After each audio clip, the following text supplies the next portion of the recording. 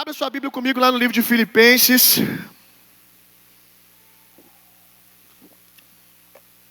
Capítulo 4, verso 12. O tema da mensagem de hoje é livres para abençoar. Glória a Deus, que você seja livre essa manhã para abençoar alguém. Que você seja livre para cumprir o seu propósito. Que você seja livre para ser um missionário a serviço de Deus. Com tudo que você tem, seu tempo, seu recurso, sua saúde, sua família, que tudo isso seja para a glória de Deus. Filipenses capítulo 4, verso 12.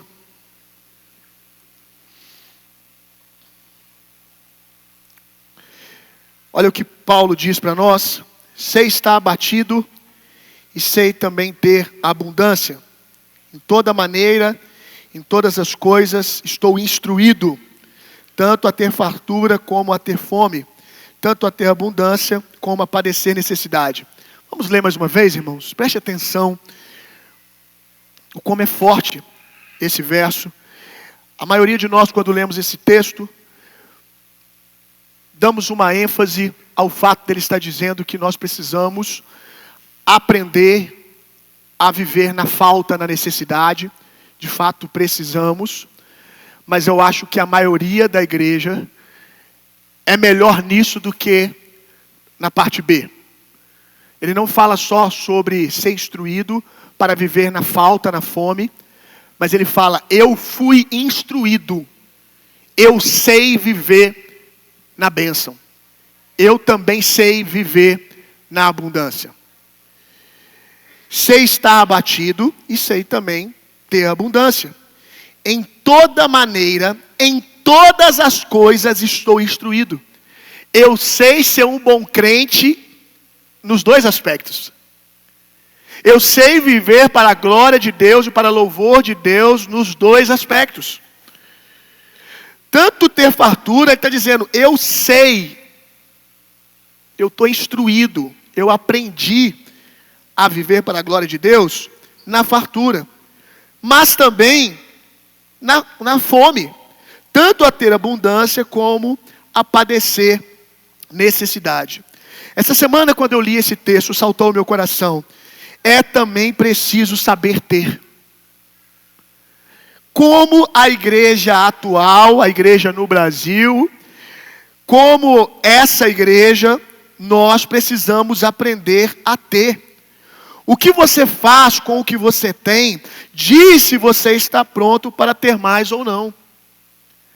Quando Paulo fala, eu aprendi a viver na abundância, eu estou instruído, eu sei me comportar no tempo da bênção, ele está dizendo isso porque mais do que eu, que com os anos de ministério que tenho, que comparado a Paulo, a minha experiência é muito pouca, mas já cheguei à conclusão de que as pessoas e os crentes se perdem mais na bênção e são mais inúteis no tempo da fartura do que quando estão no tempo da fome, no tempo da necessidade.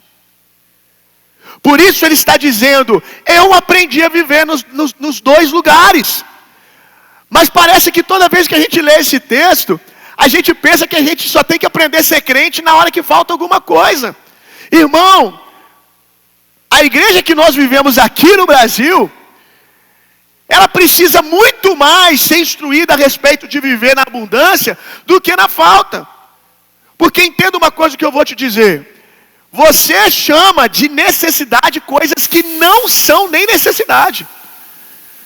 A maioria das pessoas aqui hoje, eu não estou dizendo que todos aqui não passaram por isso, mas a verdade é que a maioria das pessoas que estão aqui hoje, ou pelo menos a metade, não viveram o que é fome. Tiveram vontade de comer alguma coisa e não tiveram para comer. Uma comida, uma carne no almoço, uma carne na janta, mas fome, passar o dia com a barriga doendo, porque não tinha o que comer, a maioria das pessoas aqui nunca experimentaram isso. Tempos de pressão, resistência, discordância das pessoas que estão ao seu redor, muita gente aqui já experimentou. Mas perseguição, martírio, a igreja brasileira, em boa parte, não sabe o que é isso. Você sabe o que é alguém lá no seu trabalho falar mal de você porque você é crente, virar a cara para você. Poucos aqui perderam oportunidade de trabalho porque, como é cristão, falou: isso eu não faço, porque eu sou cristão. Essa é a sua pressão. Mas a pressão de uma espada no pescoço, a pressão do seu filho ser preso, porque você prega o evangelho, esse nível de perseguição, você não sabe o que é. Então por que a igreja é tão fraca? Porque ela foi instruída quanto a viver na necessidade. E poucos sabem o que é ser fiel a Deus na abundância, ou no suprimento, no mínimo. A fraqueza da igreja atual hoje está em não saber ser fiel a Deus e contente, como bem ensinou aqui hoje, na fartura, na provisão. Eu quero te fazer uma pergunta que eu me faço constantemente. Por que você nasceu aonde nasceu? Por que você tem o que você tem? Por que você está onde você está? Por que você não nasceu lá na igreja perseguida, irmão? Por que você nasceu numa condição aonde não passou por necessidade? Tem irmãos aqui que passaram. Por que você teve um pai e uma mãe e outro nasceu sem a presença do pai e da mãe? Por que você hoje, talvez você nasceu sem o pai, sem a mãe, nasceu numa condição de necessidade, mas rompeu com tudo isso pela graça de Deus, poder de Deus, e hoje você é alguém bem-sucedido, porque você se tornou alguém bem-sucedido. Por que você hoje está casado e outros não estão, e queriam ter o que você tem? Por que você tem filhos? Eu, quando me faço essa pergunta, sempre chego a uma conclusão, que talvez não seja a única resposta, mas é a resposta mais inteligente. Estou onde eu estou por alguém, para a glória de Deus. Se recebi alguma vantagem, é para dar vantagem. Seja ela qual for, grande ou pequena. Eu não comecei na vantagem. Eu comecei numa condição de vulnerabilidade. Mas hoje eu não estou mais. Estou falando de você, não de mim. Talvez essa seja a sua história. Eu comecei numa desvantagem, comecei num contexto de vulnerabilidade, nasci num lugar sem saneamento básico, né? Cresci com os meus pais, ou com a falta dos meus pais, ou com a presença de pais que não sabiam o que estava fazendo. Porém, hoje, eu estou numa condição diferente. Então, por que hoje você está numa condição diferente? Por que você está onde você está? Porque é muito fácil aquele que foi abusado se tornar um abusador. É muito fácil aquele que não era, ao se tornar, esquecer de quem não é ainda. Eu quero instruir a vocês hoje a saber ter. Ter o que tem para louvor e para a glória de Deus. E você vai descobrir que rigoroso juízo receberemos. Essas perguntas que eu faço a mim e procuro responder na minha vida, nós vamos ouvir do Senhor. Por que você acha que você teve o que você teve? Ou mais, o que você fez com aquilo que eu te favoreci? O quanto você foi útil, ou foi tudo sobre você? Coisas básicas como, talvez você tenha facilidade de se comunicar. Já preguei isso aqui recentemente. Por que você tem esse dom? Por que tem pessoas hoje que seguem você nas redes sociais? Por que você se tornou uma referência em determinada área? Deus pedirá conta a nós daquele dia. Eu vou te provar biblicamente. Abra sua Bíblia comigo em 1 Timóteo. Filipenses ainda, capítulo 1, verso 29. Filipenses 1, 29.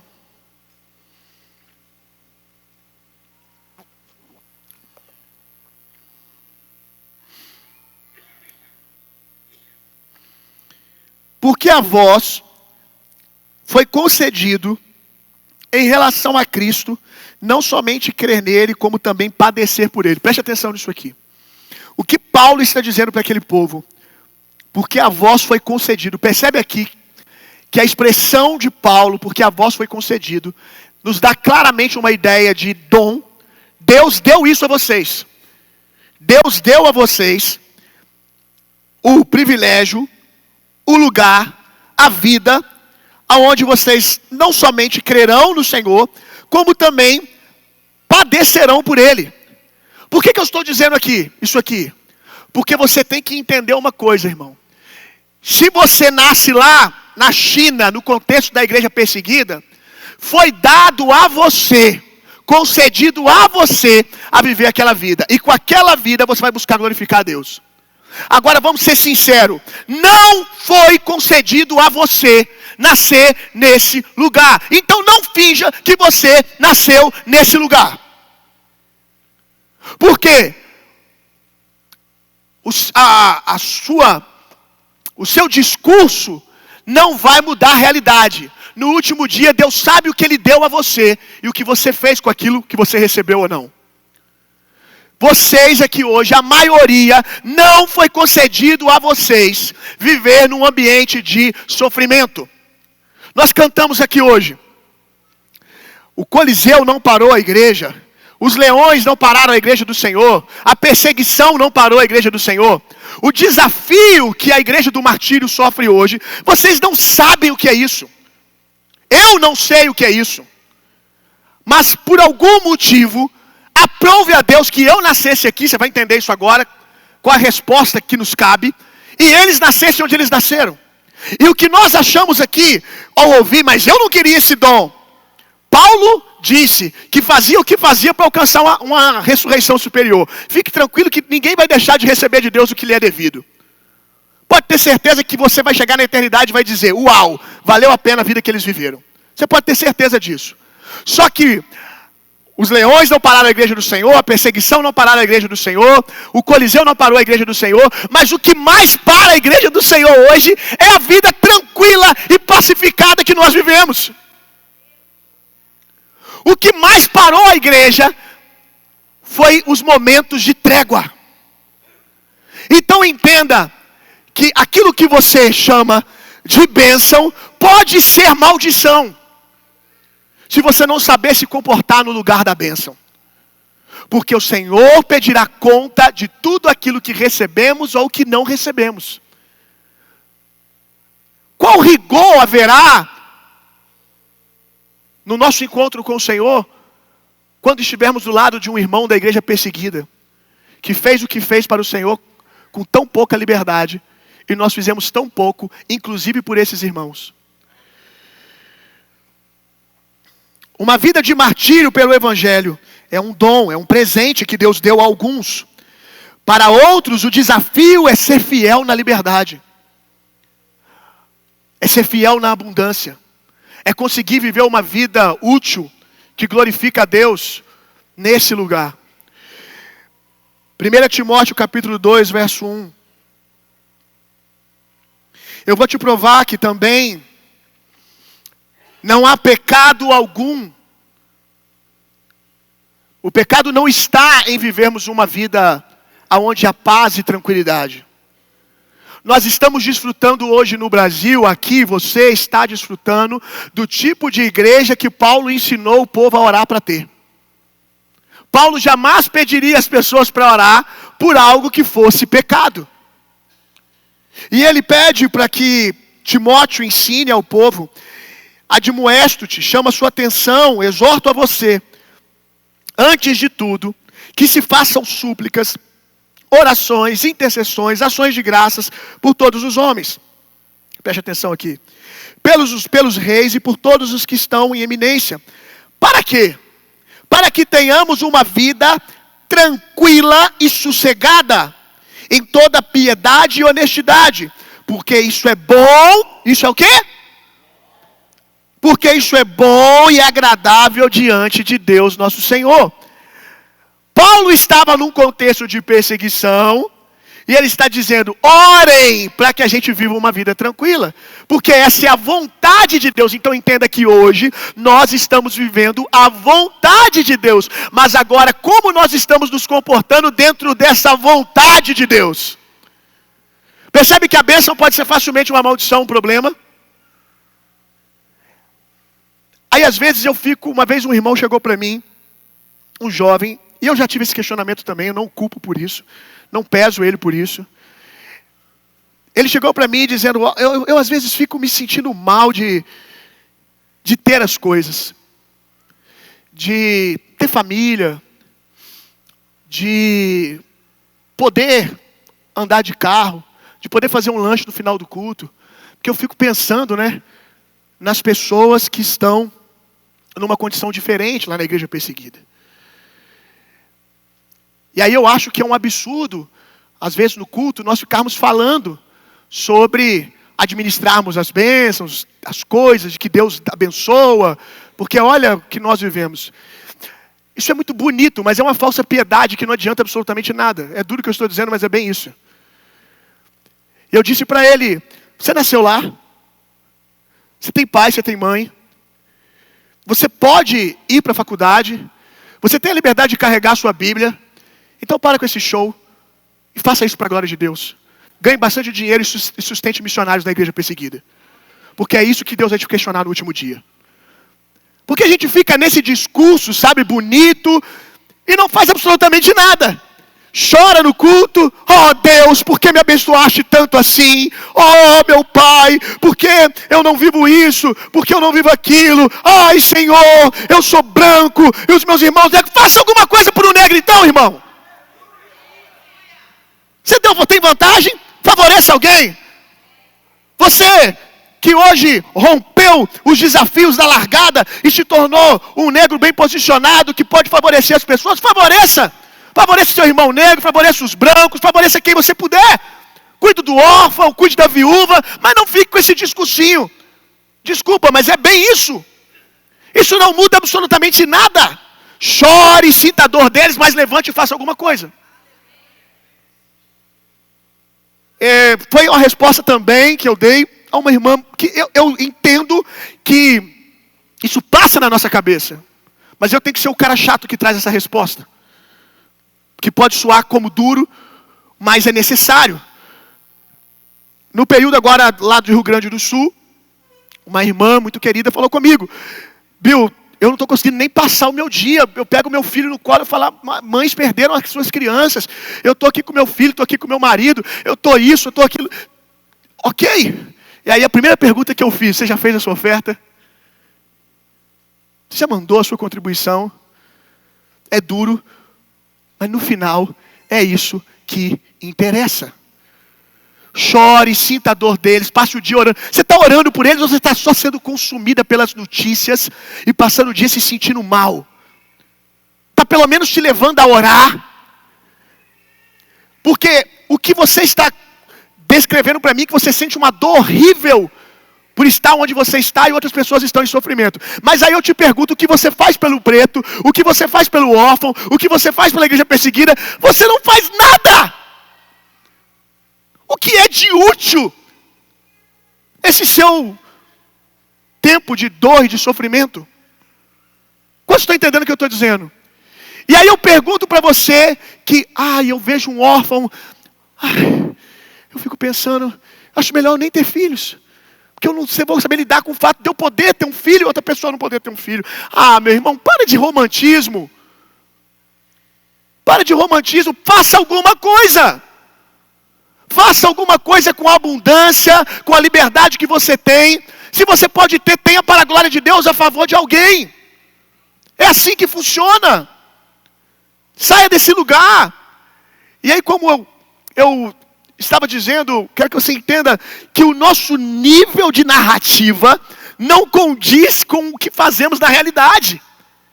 Como alguém pode estar profundamente mal e não consegue fazer nada pela igreja perseguida, mas eu pergunto para ele, o que você fez pela igreja perseguida? Olha, mas a minha vida é muito apertada.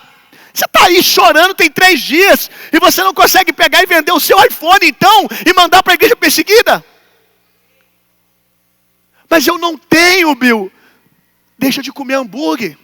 Porque o nível do seu discurso, da narrativa, as suas lágrimas estão num nível de compadecimento que eu olho e digo, então, se isso é real, no mínimo você tem que deixar de comer carne todos os dias e pegar e dar comida para alguém. Se isso é verdadeiro, vamos voltar para a realidade, irmão. O que importa é o que você faz, não é o que você diz, não são as suas lágrimas. Então faça algo com a liberdade que você recebeu. A igreja do primeiro século orou para que estivéssemos vivendo o que nós estamos vivendo hoje. Não há pecado algum em viver uma vida em paz e tranquila com o governo. No sentido de que o governo não está nos perseguindo agora, pelo menos descaradamente. Impedindo você de carregar uma Bíblia, de orar, de ir na igreja. Eles oraram por isso. Mas em mente eles tinham o quê? Uau! Se a gente faz o que faz, no contexto que vivemos, imagina o que a gente vai fazer quando a gente não estiver nesse ambiente de conflito. Aí chega no tempo da paz e da abundância, as pessoas estão só consumindo e choramingando. Se sentir mal, se sentir mal, não muda a vida de ninguém. O que muda é você usar a paz, a tranquilidade, a abundância que tem para fazer por quem não tem. O diabo quer que você se sinta mal pelo que tem. Pessoas acusadas que se sentem culpadas não podem produzir. Esse limbo que ele te coloca, de falsa preocupação, falso compadecimento, não deixa que você produza. Uma mente acusada vive em constante conflito. E aí percebe que se torna sobre você no final. Você vive a semana em conflito. 15 dias em conflito com a bênção que tem. Percebe que o seu eu foi centralizado? Do mesmo jeito, ainda que no seu discurso a sua dor é porque você quer centralizar o outro, na prática se tornou sobre você. Olha o que eu estou sentindo. Cara, agora não é a hora de se preocupar com o que você está sentindo, irmão. Faz alguma coisa. Não é sobre você. Mateus 26, verso 14 ao 27.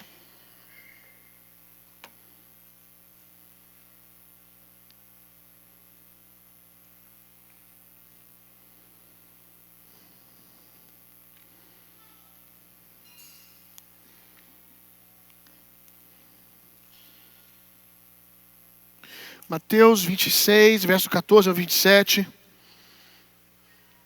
O medo de avançar faz com que você enterre talentos e provisões. Então o medo de prosperar, ou o medo de viver em paz, no sentido da mente, livre de acusação e condenação por aquilo que tem, impede você de avançar. Mateus 26, verso 14. Então, deixa eu ver se é isso mesmo, gente. Notei errado, espera aí que eu vou achar aqui pra gente.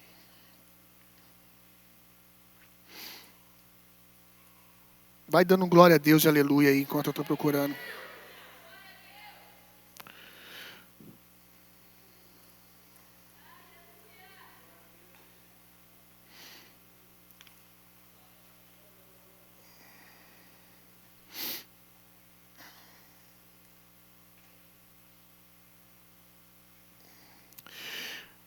Aleluia. Vamos em Lucas. Espera aí, eu acho que aqui em Mateus 25. Mateus 25. Deixa eu achar o verso aqui. Verso 14. É isso mesmo. Errei o capítulo. Verso 14. Porque o reino dos céus é como um homem que, ao viajar para uma terra distante, chamou os seus próprios servos e entregou-lhes os seus bens. Bens de quem? Do Senhor. Então o que você tem, no final das contas, não é teu. A um deu 5 talentos, e a outro 12, a outro 2 e a outro 1. Percebe que receberam medidas diferentes. Tem gente que recebeu mais, tem gente que recebeu mais ou menos, tem gente que recebeu um pouquinho, mas a expectativa do Senhor para os 3 é a mesma. A cada homem, segundo as suas habilidades, em seguida foi viajar. Então o que receberam 5 talentos foi, negociou com eles e fez os outros 5 talentos. E fez outros 5 talentos. E da mesma forma, o que recebera 2, ele também ganhou outros 2. Mas o que receberam 1 foi e cavou na terra e escondeu o dinheiro do seu senhor. Depois de muito tempo, veio o senhor daqueles servos e fez contas com eles. Questionou a eles o que eles tinham feito, acerca do que receberam. Então, chegando o que recebera 5 talentos, trouxe-lhe os outros 5 talentos, dizendo: Senhor, tu me entregaste 5 talentos, eis aqui 5 talentos e mais o que eu ganhei. Disse-lhe o seu senhor: muito bom, servo bom e fiel, foste fiel sobre poucas coisas, eu te farei governar sobre muitas coisas, entra na alegria do teu senhor. E chegando também o que tinha recebido 2 talentos, disse: Senhor, entregaste-me 2 talentos, e eis que eu ganhei outros 2 talentos além desses. Disse-lhe o seu senhor: muito bom, servo bom e fiel, foste fiel sobre poucas coisas, e eu te farei governar sobre muitas coisas, entra na alegria do teu senhor. Então, chegando o que recebera 1 talento, disse o Senhor: eu soube que tu és um homem duro, que colhes onde não semeaste, e ajuntas onde não espalhaste. E com medo fui e escondi na terra o teu talento, e eis aqui está o que é teu. Respondeu o seu senhor: servo perverso e preguiçoso, tu sabias que eu colho onde não semeio e ajunto aonde não espalhei. Tu deverias, portanto, ter dado o meu dinheiro aos cambistas, e então na minha vinda teria recebido o meu com juros. Toma, portanto, o talento dele e dai ao que tem 10 talentos. Porque a cada um que tiver será dado e terá em abundância, mas o que não tiver será tomado até aquilo que tem. Percebe que a desculpa dele parece muito boa. Eu estava com medo, eu estava com receio. E o Senhor não dá muito ouvido. Por que você não multiplicou? Por que você não avançou? Por que você não fez mais com aquilo que você tinha? É essa pergunta que nós vamos ouvir do Senhor. O que você fez com o fato de ter nascido onde nasceu, de ter tido as coisas que teve? Você foi útil para que as pessoas fossem abençoadas? Senão, não vai ser uma boa conversa. Você será cobrado por tudo que recebeu. O homem na igreja perseguida glorifica a Deus enquanto padece. E é fiel, não negando ao Senhor. Você é fiel, fazendo por eles, aliviando suas cargas, dando a eles o livramento. Alguns de nós, irmãos, não recebemos coisas que pedimos a Deus por puro amor e livramento de Deus. Porque quando Deus não está dando a alguns o que eles estão pedindo, na verdade Deus está os livrando do inferno. Porque com pouco que tem já se lambuza. Com pouco que tem já não é fiel. E aí o Senhor já está vendo o quanto as mínimas bênçãos você já negocia a sua família. Você já negocia as pessoas. Você já quer pisar nas pessoas. Deus conhece mais do que ninguém as motivações do seu coração. E mais, a sua atitude. O que você faz com aquilo que você recebe. Deus, na sua oração, pode contar comigo para a sua glória, para o seu louvor. Me enriquece, me abençoa. Ou então supra as minhas necessidades, que o que sobrar vai ser para as pessoas. E Deus está olhando, mas eu te dei algumas coisas e você não consegue nem dizimar. Você não dizima de 2.000, você não dizima de 1.000. O seu discurso é muito bonito, mas a sua prática diz outra coisa. Você diz que se você tiver dinheiro, você vai comprar muitas cestas básicas, mas você não consegue trazer um arroz na ceia. Você não consegue tirar de dentro daquilo que você tem para abençoar alguém. Silêncio aqui, irmão. Você pode simplesmente deixar de ter um pouquinho mais para abençoar alguém. E você não consegue fazer isso. Será mesmo que Deus pode te prosperar?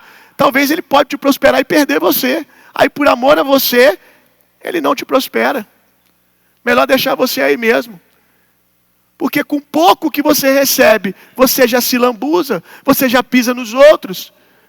Deus te deixou ser gerente. Talvez você nasceu para ser dono de uma empresa mesmo, mas o cargo que você teve de gerente, você pisou nos outros.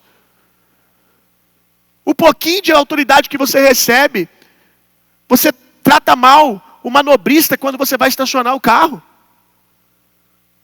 E aí você quer que Deus te dê mais autoridade. Você entrando de bicicleta no estacionamento, você ofende os outros.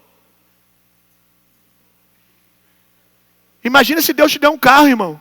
Você vai passar em cima do manobrista.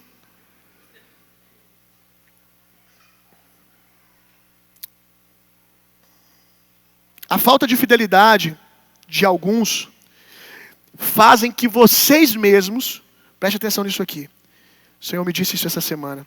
Sabotem o crescimento de vocês. Deixa eu explicar isso aqui. Pode levantar a mão. Quantos aqui amam a Deus? Levanta a mão. Ok, glória a Deus. Quantos aqui não querem bênçãos que vão te afastar de Deus? Levante a mão. Uma provisão que vai te afastar de Deus. Eu também não quero. Ok? Quantas vezes aqui você já orou dizendo, Senhor, eu já orei isso várias vezes, Senhor, não me dê nada que vai me afastar da sua presença. Eu não quero perder o Senhor. Não quero perder a minha família. Se o Senhor vê que qualquer coisa vai me tirar do centro da sua vontade, não deixa. Eu, por exemplo, tenho uma oração que eu faço ao Senhor. Eu prefiro estar na boca do peixe do que fora do centro da sua vontade. Se necessário for, manda a baleia. Por mais desconfortável que seja a boca, o estômago do peixe, eu prefiro estar lá do que estar longe da sua presença. Eu quero estar sempre voltando para o centro da sua vontade. Quantos aqui têm esse mesmo coração? Ok. Sabia disso. Então você não quer, ok? A bênção se perdendo.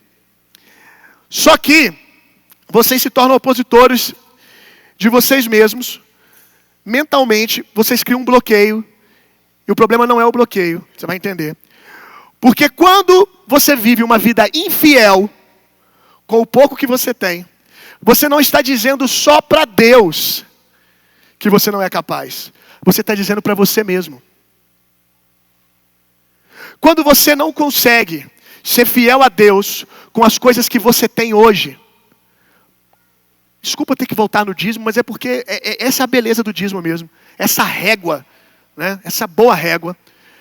Quando você não consegue ser fiel nas pequenas coisas, você está dizendo para você mesmo, em algum lugar você sabe, que se você receber bênção, você se perde. Então por isso que muitos que eu vejo, estão quase indo e eles mesmos se sabotam. Porque o seu homem espiritual, de alguma maneira, tem a informação de que aquilo vai te levar para um lugar que você já disse várias vezes que você não quer ir. Como que eu resolvo? Eu tiro o bloqueio? Não. Porque eu de fato prefiro estar como estou, agradando ao Senhor. Mas o que você precisa fazer de fato é ser fiel no pouco, para que Deus possa te colocar no muito, para que você possa concordar com Deus e viver o que Deus tem para você. Então, tudo que você está vivendo hoje está pesando os seus próximos passos. João capítulo 19, verso 38. Depois disto, preste atenção aqui, João 19, verso 38. Depois disso, José de Arimateia, olha isso aqui, eu amo essa parte, que era discípulo de Jesus, mas oculto por medo dos judeus. Rogou a Pilatos que lhe permitisse tirar o corpo de Jesus. E Pilatos lhe permitiu. Só para você entender o contexto. As profecias acerca de Jesus diziam que o corpo dele não podia ser comido pelos animais. Que o corpo do Messias não poderia ser comido pelos animais. Que o corpo do Messias, do ungido de Deus que viria, não podia ser quebrado. Não podia ser violado. Só que Jesus morreu como um maldito, como um bandido. E bandidos ficam lá na cruz apodrecendo e os animais comendo. Ou são jogados no campo dos indigentes, um lugar onde se joga corpo para ser comido de bicho mesmo. Fica jogado no ar. Não tem um velório digno. O corpo não é preservado. Então era isso que ia acontecer com Jesus, se não aparece José de Arimateia. Que a Bíblia chama de discípulo de Jesus, apesar de até aqui nós não vemos ele aparecer a hora nenhuma. José de Arimateia pôde fazer por Jesus o que nenhum dos 12, por mais lindo que fossem fiéis, puderam fazer. Os 12 viveram fidelidade e foram fiéis com aquilo que tinha. E de repente aparece o José de Arimateia disposto a ser fiel também com aquilo que tinha. Os 12 não tinham influência, não tinha autoridade. José de Arimateia tinha acesso direto ao governo. E quando foi o momento, ele se posicionou. Como nós precisamos de crentes que se posicionem, que façam aquilo que podem fazer. É tão simples, irmão. Já disse isso aqui para vocês. Por que eu faço isso? Porque eu posso. Se você pode comprar uma cesta básica, faça. Por quê? Porque você pode. Porque você já é abençoado em poder. Como é importante e poderoso se os crentes parassem de negligenciar ou de não entender que não estão onde estão, porque Deus olhou para eles e falou: que bonitinho, eu quero favorecer mais você do que todas as outras pessoas. Você não está entendendo a responsabilidade. Deus escolheu você para compartilhar. Você é só um canal para compartilhar, e Ele vai pedir conta do que você fez com aquilo que Ele te deu para dar. Tem coisas que Deus te dá que é pão. Deus dá pão e semente ao semeador. Pão é para você comer. Deus cuida de você, cuida da sua família. Quanto mais você faz para os outros, Deus supre você, porque sabe que emocionalmente isso desgasta também. Se dar aos outros é desgastante. Custa para você, custa para a sua família. Quem aqui está num lugar onde você está servindo constantemente pessoas, você sabe do que eu estou dizendo. Custa para você, aí Deus dá pão, Deus dá suprimento, para que o seu filho tenha boas coisas, seja bem cuidado, a sua família esteja guardada. Até porque não é útil que você, em nome dos outros, perca a sua casa. E Deus é o maior interessado que a sua casa continue uma plataforma para ser exemplo para as pessoas. E aí Deus vai suprindo você. Mas entenda, irmão, pão é pão. Para comer semente você planta. Supriu a sua necessidade, agora planta. E quanto mais alto você está, eu entendo que maiores são as necessidades. Isso aqui é papo para outra hora e talvez nem para esse público aqui. Não é papo para todos, porque muitos vão se vitimizar com isso. Mas quanto mais alto você está, mais o ar é rarefeito. E algumas necessidades vão aparecendo pela exposição, o nível de exposição que você vive, inclusive pelos outros. E Deus mais do que ninguém sabe disso. Mas ainda assim você tem que continuar com discernimento de saber o que é pão e o que é semente. Vivendo sempre um pouco abaixo daquilo que você poderia viver. Sempre um pouco abaixo daquilo que você poderia viver com o lugar que você está. As pessoas podem não saber, mas que você saiba que você poderia ter mais se você fizesse menos. Deu para entender? A começar da liderança de pastores. Quantos pastores não fazem o mínimo, nem pela sua equipe pastoral? Aqui nessa cidade, inclusive. Não sou contra pastor ter boa estrutura, principalmente bons pastores que dão a vida, que estão à frente, apanhando o primeiro, que construíram lindos ministérios. O ministério não é só sobre 10% é o púlpito, é administração, tantas coisas, habilidades que teve que ser desenvolvida, o quanto custou para sua casa, para sua família. Eu quero que eles sejam abastecidos. O que não dá para mim entender é ele se achar no direito de, como pastor presidente de uma igreja, ter 10 copastores e só ele tem carro. E aí ele tem um carro top, um carro importado, enquanto os seus colaboradores nem salário têm. Percebe? Viva um pouco menos, irmão, para que outros possam ter. Olhe para você e fala assim: eu poderia viver aqui, mas eu escolhi viver aqui para poder trazer eles para cá. Deu para entender? Isso vale para você, irmão. Empresário, líder da sua família. Quem esconde o que tem será tirado. O que divide o que tem será multiplicado. Diga comigo. Quem esconde o que tem será tirado. O que divide o que tem será multiplicado. Aleluia. Apocalipse capítulo 3, vamos só ler esse texto e vamos orar.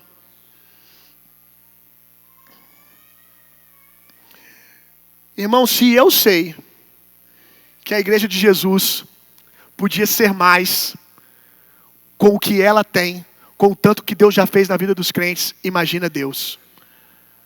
Se nós como líderes ficamos às vezes incomodados, porque olhamos o que Deus está fazendo na vida das pessoas, e o que falta para a igreja, tantos projetos são parados porque a igreja não tem recurso.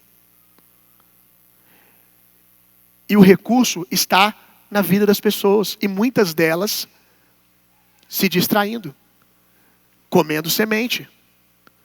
Se eu tenho zelo pela casa de Deus, isso já me entristece, imagina o Senhor. Apocalipse 3,15. Conheço as tuas obras, que nem és frio e nem é quente. Quem deras fores frio ou quente, assim, porque és morno. Ou seja, pouco relevante. Não és frio nem quente, vomitar-te-ei da minha boca. Como dizes, rico sou, estou enriquecido e de nada tenho falta.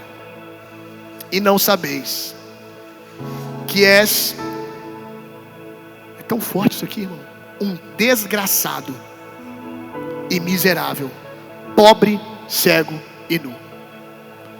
É isso que Deus pensa daquele que tem e não usa o que tem, para a sua glória e para o seu louvor.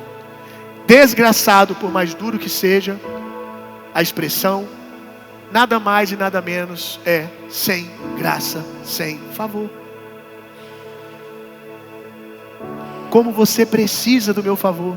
Quão pobre você está e não sabe.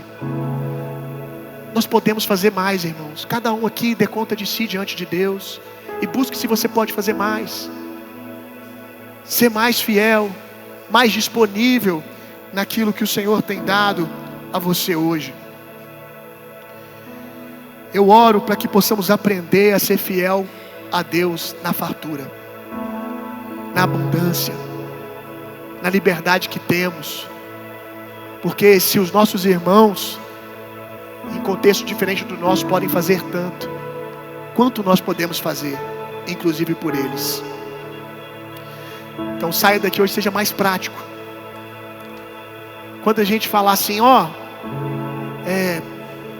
na ceia, traga algo para mantimento, né? Posta lá no Instagram da igreja. Espera não, irmão. Vai na sua despensa, vai naquela hora que você vai esquecer. Eu sei que muitos de vocês não fazem de maldade. É esquecimento mesmo. Vai na hora, lá na sua despensa. Poxa, Bill, mas eu só tenho um arroz. Tira um, tem alguém que não tem nenhum. Deus vai suprir, vai dar tudo certo. Tira um arroz e leva para a ceia, para a equipe da ONG montar cestas básicas, mantimento. Comece a ser fiel nos seus dízimos, comece a ser fiel na sua oferta. Um pouquinho mais do seu tempo para Deus. Comece a falar mais do Evangelho nas suas redes sociais, você que recebeu autoridade e influência para isso. Comece a pegar e falar assim, quanto eu posso fazer a mais? Eu já sou dizimista, mas quanto que eu posso fazer a mais? Então, eu posso comprar cadeira para a igreja? Eu vou comprar cadeira. Eu posso enviar uma oferta para o Rio Grande do Sul? Eu vou enviar. Faça alguma coisa, irmão, com aquilo que você recebeu de Deus. Coloca de pé no seu lugar para a gente orar.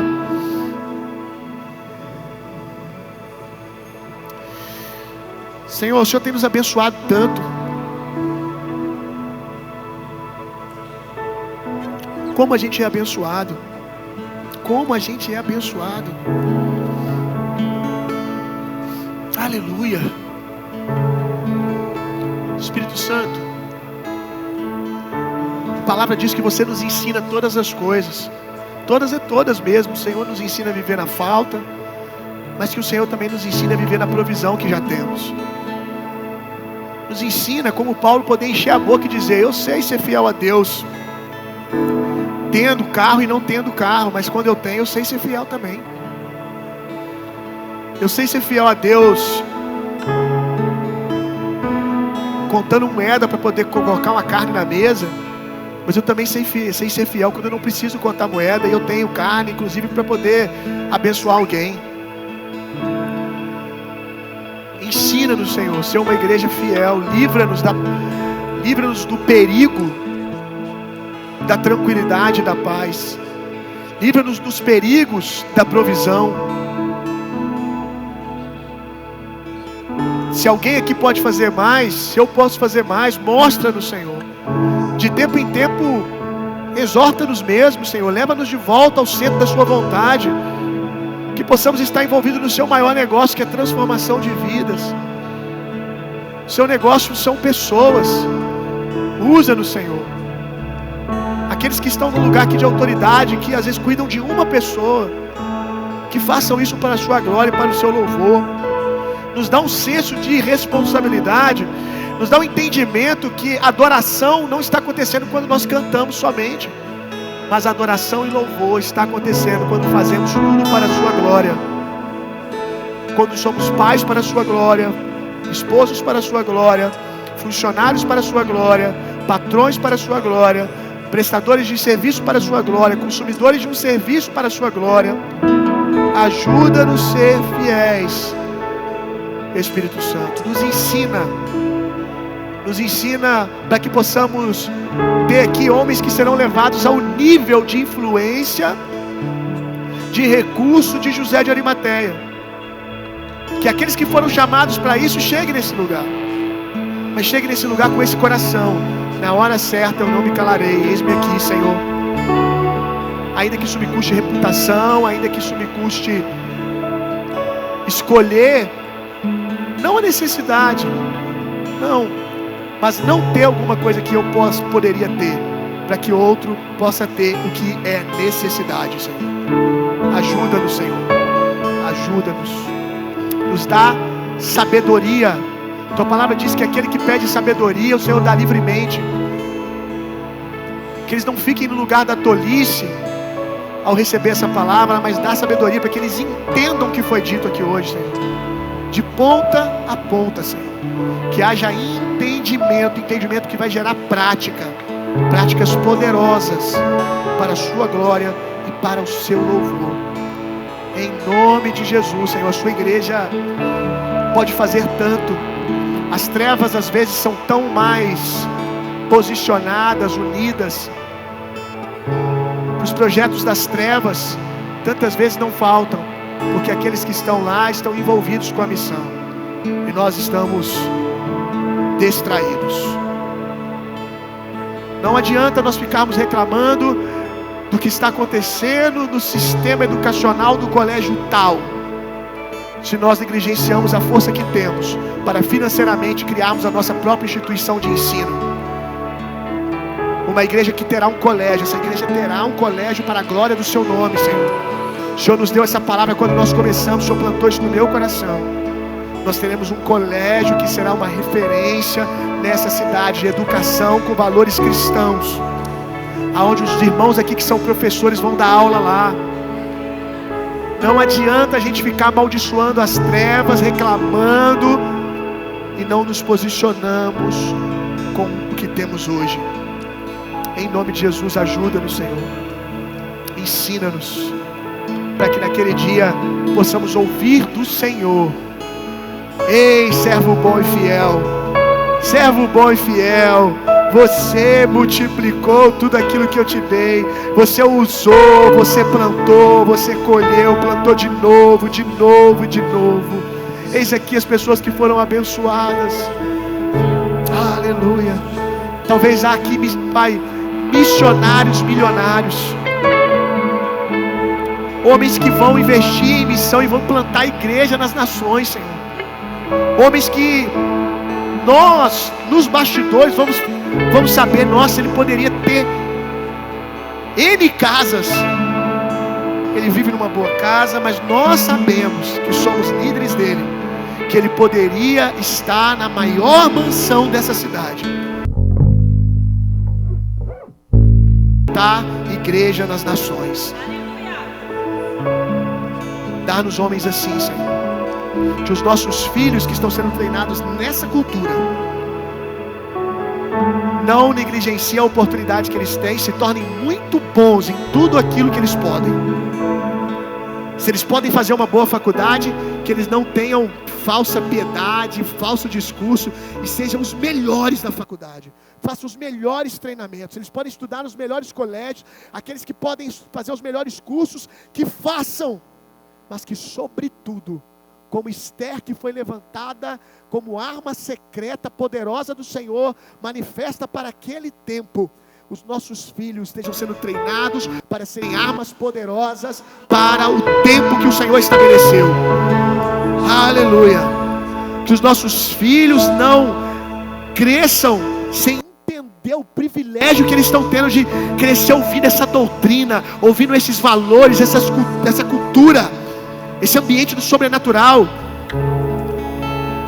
Eu sei que na adolescência eles vão passar por estações de distração, mas que a boa semente esteja lá, que na hora certa ela brote violentamente, e nós vamos ter os nossos filhos posicionados nas artes, posicionados na política, posicionados na educação, posicionados na saúde, posicionados na economia, Pai, e eles serão homens poderosos, não apenas em condição, mas em feitos, para a glória do Senhor,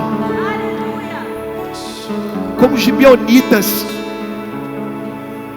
que estavam vestidos para entrar em aliança com o povo de Israel, e depois que conseguiram o que queriam, tiraram as suas roupas, descoberto quem eles eram.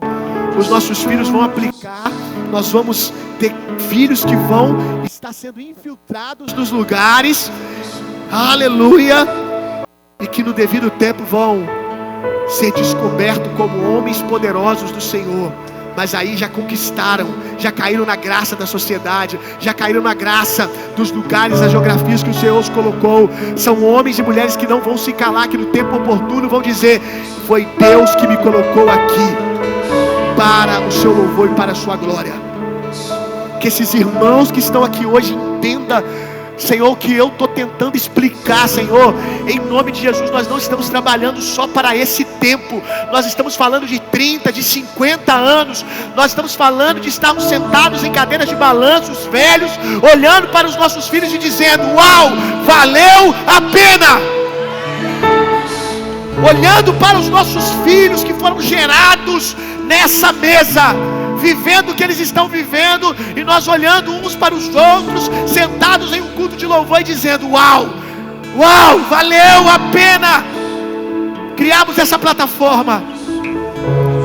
Mas nós não poderemos dar nada a eles se eles não nos verem fazendo agora.